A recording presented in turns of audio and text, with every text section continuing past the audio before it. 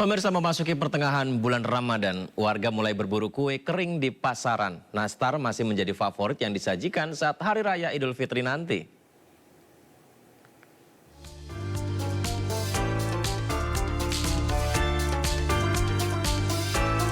Sentra kue kering yang mulai ramai dikunjungi warga, salah satunya adalah di Pasar Jatinegara, Jakarta Timur ini.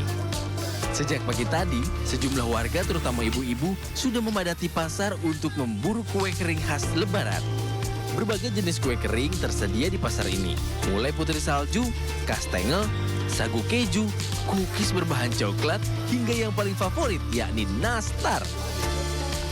Para penjual mengaku penjualan di bulan Ramadan ini meningkat drastis, apalagi saat mendekati Hari Raya nanti. Nastar beli kastengel Buat pelengkap aja. Tapi biasanya tuh kalau tamu senangnya yang gurih-gurih. Nah, kebetulan kan tamu banyak ya, saya juga keluarga besar tuh biasanya beli satu bal aja. itu sebenarnya untuk penjualan tahun lalu lebih ramai. Sampai akhir. Mungkin juga belum ada sebagian kan ini baru tanggal berapa? Belum kajian, belum dapat THR juga kali ya. Selain kue kering yang manis, beberapa pembeli mengaku mereka banyak berburu beragam jenis camilan yang gurih. Dari Jakarta, Jen Cahyani, Iriansyah, iNews melaporkan.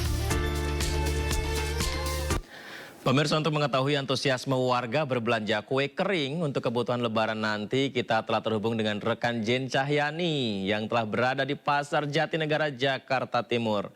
Halo, selamat siang Jen. Bagaimana keadaan Pasar Jatinegara hari ini? Silahkan.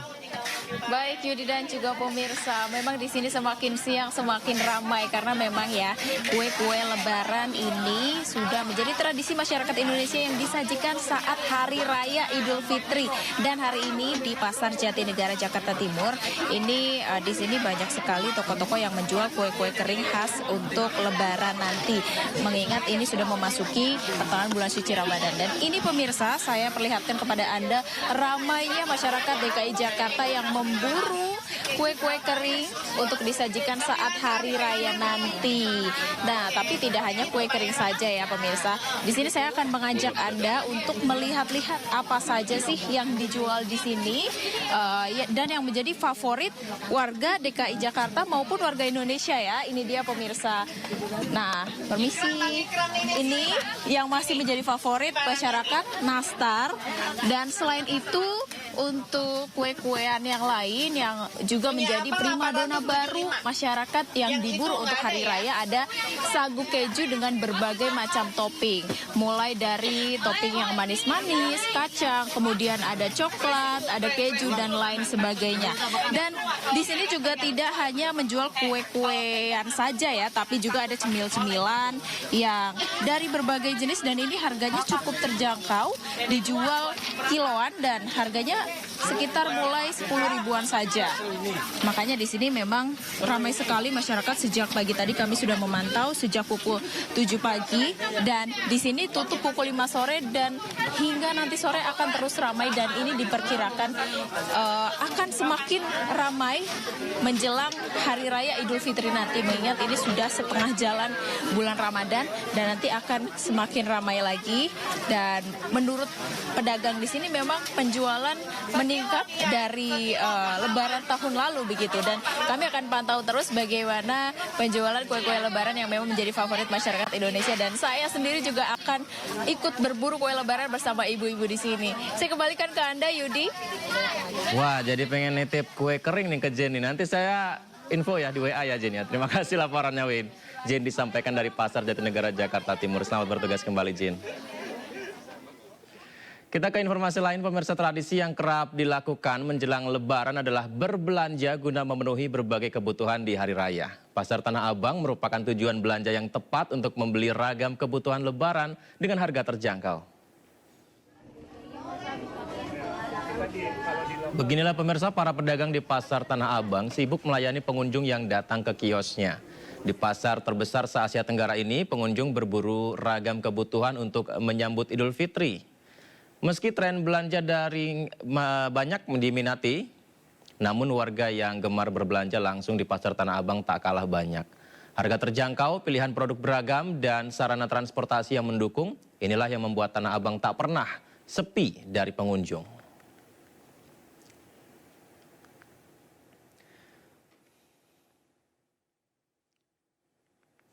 Sekarang kita akan lihat bagaimana situasi suasana terkini di Pasar Tanah Abang, Jakarta. Sudah ada rekan Wenda Nura yang berada di lokasi tersebut. Selamat siang Wenda, bagaimana suasana di Pasar Tanah Abang siang ini? Kami dengan informasi ramai di sana.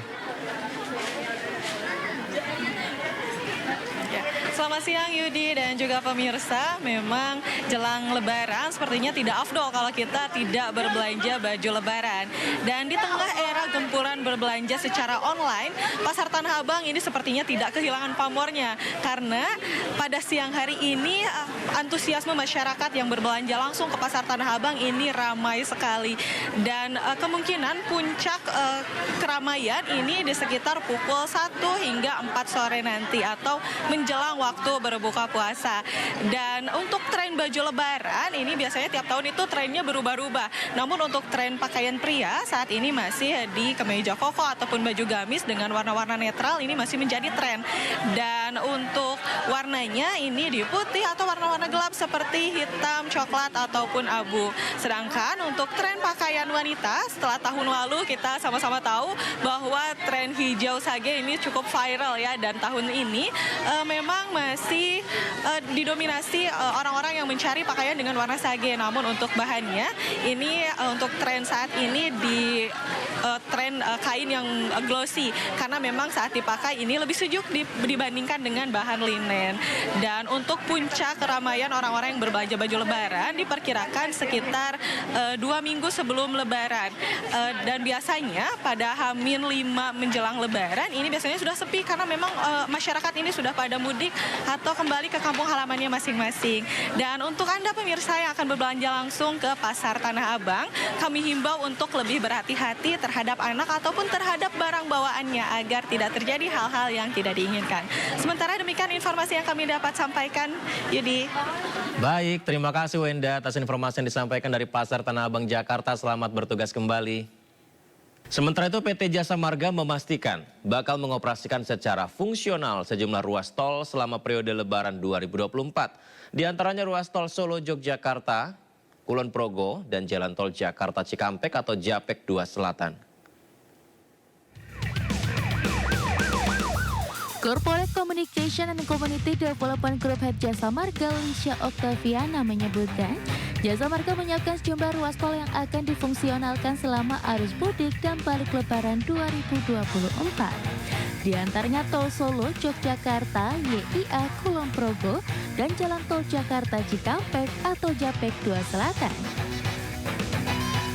Lisha menyebutkan untuk Jalan Tol Yogyakarta Solo terdapat penambahan panjang ruas fungsional dari Colomadu sampai dengan Ngawen sepanjang 22 km dari sebelumnya Kartasura Karanganom yang hanya 13 km.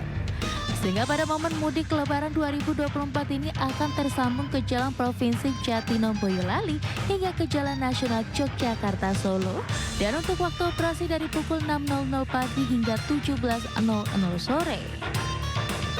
Sementara itu untuk jalur fungsional Japek 2 Selatan akan beroperasi dari Sadang hingga Kutanegara sepanjang 8,5 km. Namun untuk jalur ini dioperasikan secara situasional sesuai diskresi kepolisian untuk mendukung distribusi lalu lintas pada arus balik tepatnya dari arah Bandung dan sekitarnya yang menuju Jabodetabek melalui Jalan Tol Jakarta Cikampek. Ini sudah sepanjang 22,3 km yang tersambung ke Jalan Provinsi Jatinong Boyolali. Ini ada 2 lajur, terus ditambah juga lanjut ke Jalan Nasional Jogja Solo 2 kali 2 lajur. Jadi mungkin ini gambarnya aja, tapi nanti kurang lebih ya rencananya ini akan dilakukan mulai tanggal 5 April, H-5, dan akan dilakukan sesuai jadwal pukul 6 sampai dengan 17. Lalu nanti juga di arus balik di tanggal 12 sampai 15 April. Sampai tanggal 2024 juga maksudnya dari pukul 6 pagi sampai dengan 17 atau jam 5 sore. Lisha menambahkan selain melakukan pembukaan tol fungsional, pihaknya juga mengoperasikan tambahan 1 lajur di Jalan Tol Palikaci kilometer 218+150 sampai kilometer 210+190 sepanjang 2 km. Terakhir, Jasa Marga juga akan mengoperasikan fungsional akses tol kilometer 99 jalur A dan B Jalan Tol Cipularang, baik dari arah Jakarta maupun arah Bandung.